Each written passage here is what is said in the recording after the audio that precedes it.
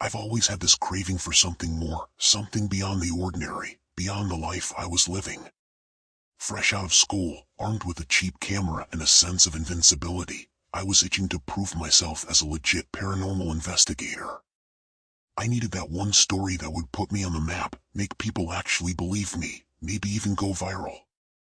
That's when I started hearing the whispers about Blackwood Asylum. The place has been abandoned since the 50s.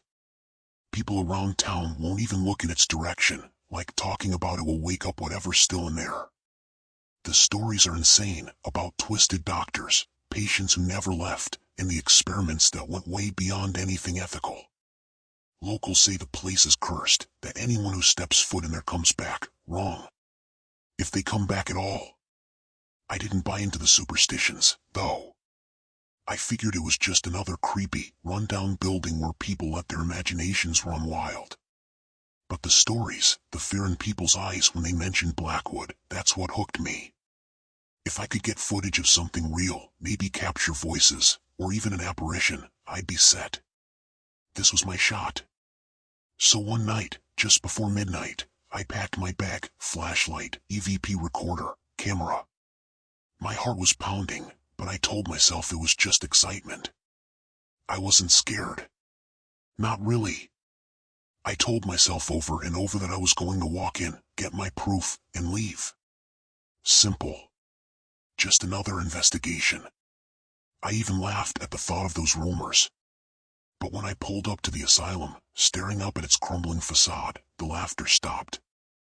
There was something wrong about the air, about the way the building seemed to loom in the darkness. The wind carried a faint smell of decay, like the place itself was rotting from the inside out. Still, I had my flashlight, my gear, and the adrenaline buzzing in my veins. Nothing to worry about. Or at least that's what I thought. As I stand outside Blackwood Asylum, the place is even more sinister than I imagined. It's not just abandoned, it's like the building is slowly decaying from the inside out, forgotten by time. The moonlight barely cuts through the thick fog that hangs low over the grounds, and the asylum's skeletal frame casts long, jagged shadows.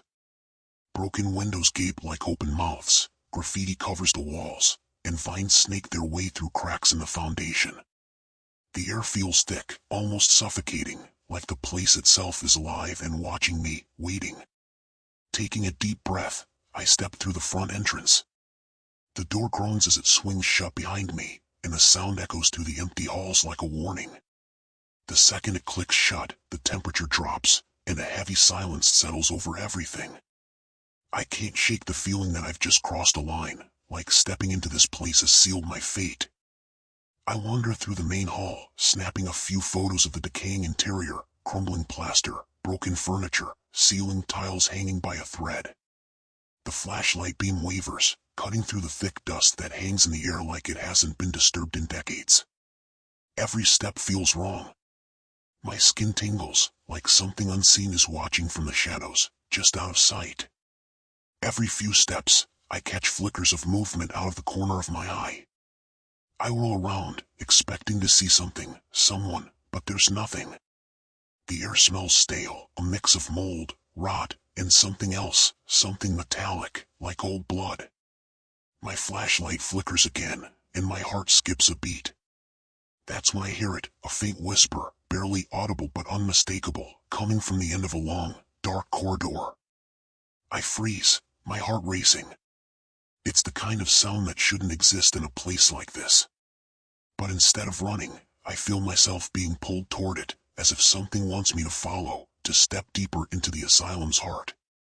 Against every instinct, I move toward the whispers, my footsteps sounding far too loud in the oppressive silence. I push open the door to one of the old patient wards, and the chill that hits me is like walking into a freezer. Instantly, I can see my breath fogging up in the dim light of my flashlight.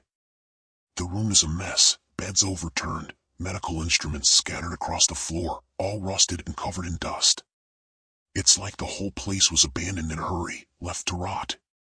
My eyes scan the room, and something catches my attention, old patient records stacked on a nearby table.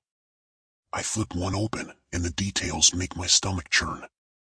The asylum wasn't just a hospital, it was a place of nightmares. The experiments detailed in the files are horrific. Mind control, shock therapy, drugs that should never have been used on anyone. I can't help but imagine the suffering that must have taken place here, in these very walls. Then I see it, a photo. It's yellowed and faded, but the image is clear enough to make my skin crawl.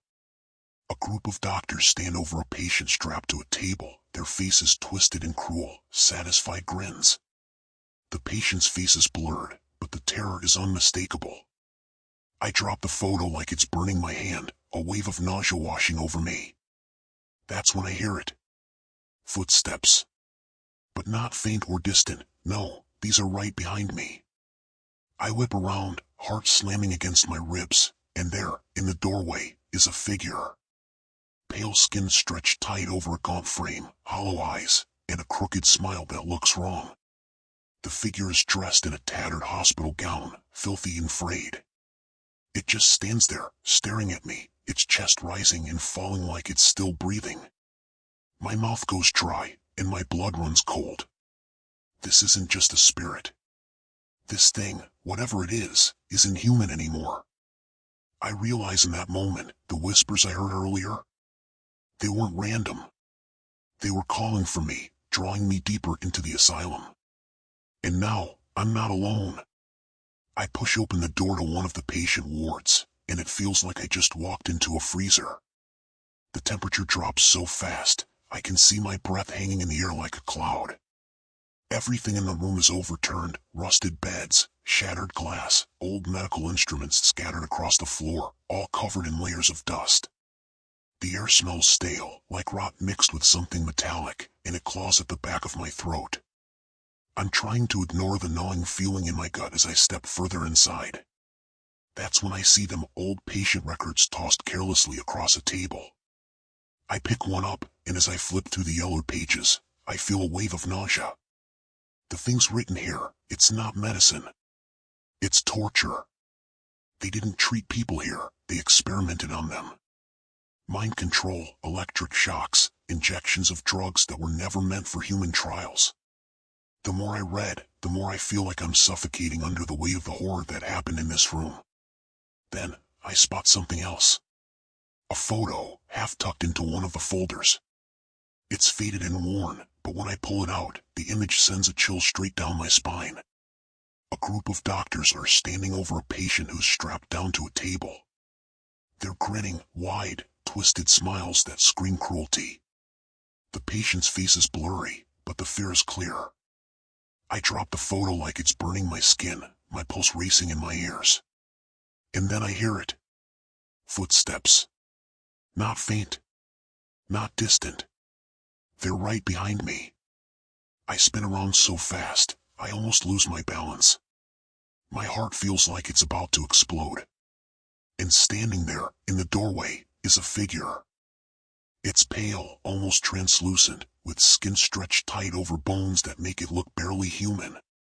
Hollow, sunken eyes lock onto mine, and a crooked smile spreads slowly across its face. It's wearing a tattered hospital gown, the kind they used to give patients here. It doesn't move, just stands there, staring at me, like it's been waiting for this moment. I can't breathe. My whole body freezes as I realize this isn't just a ghost. It's not some lost soul wandering the halls. This thing, it's worse.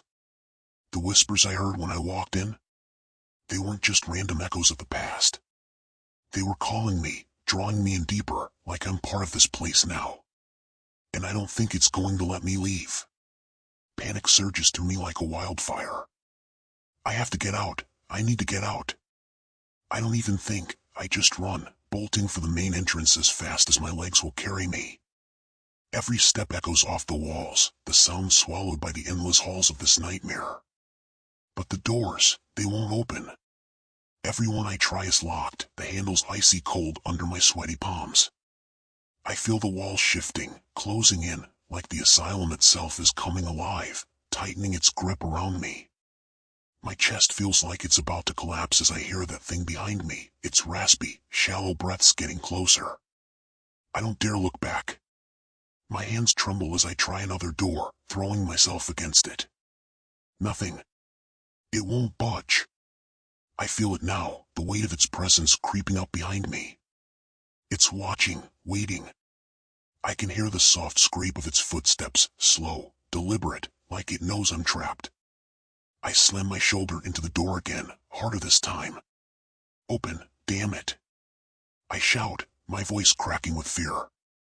It's right behind me now. I can feel the cold seeping into my skin, my pulse thundering in my ears. One more hit, just one more hit before it reaches me. And then, with a loud crack, the door bursts open. I stumble out into the cold night air, gasping like I've been holding my breath for hours. My knees buckle, and I collapse on the gravel, sucking in air, my heart pounding out of control. But something's wrong.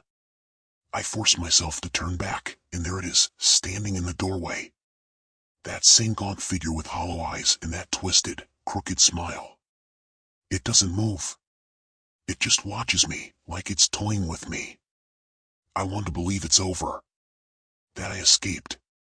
But I know, deep down, this isn't finished. It's never finished. The asylum, it's not just haunted. It's alive, a predator. And I'm not free. I can feel it, whatever was in that building, it's attached to me now. It'll follow me home. It won't stop until it gets what it wants. Blackwood Asylum isn't abandoned. It never was. It's a trap, feeding on anyone stupid enough to walk through its doors, like I did. If you ever feel the urge to explore a place like this, don't. No thrill, no ghost hunt, is worth what's waiting for you inside. I barely made it out. You might not be so lucky.